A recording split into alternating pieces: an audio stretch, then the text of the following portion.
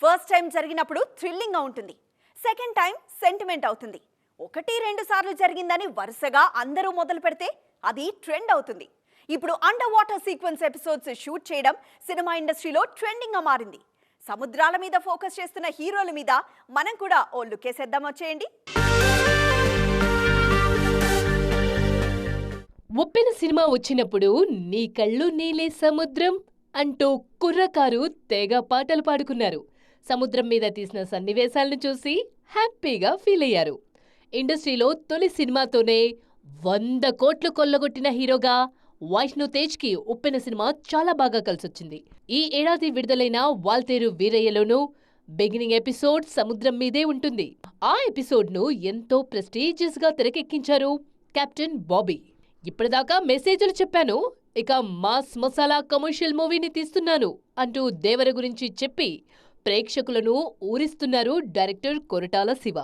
ఆయన చెప్పిన ఆ విశేషాల కన్నా జనాల్లో ఊరిస్తున్న విషయం అండర్ వాటర్ సీక్వెన్స్. ఈ ఎపిసోడ్ కోసం శంషాబాద్ పరిసరాల్లో ప్రత్యేకంగా సెట్ వేశారన్నప్పటి నుంచి హైప్ మామూలుగా లేదు.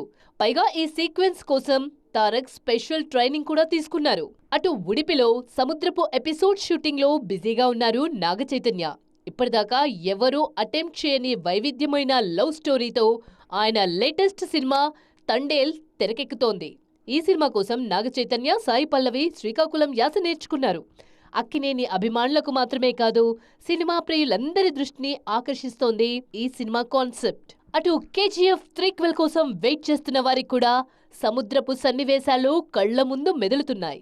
మొత్తం బంగారాన్ని తీసుకుని సముద్రంలో ప్రయాణాన్ని మొదలుపెట్టిన రాకీ భాయ్ ఏ తీరాన్ని చేరుకున్నారు అనే ఆసక్తికరమైన ఎపిసోడ్తోనే 3 మొదలు కావాల్సి ఉంది.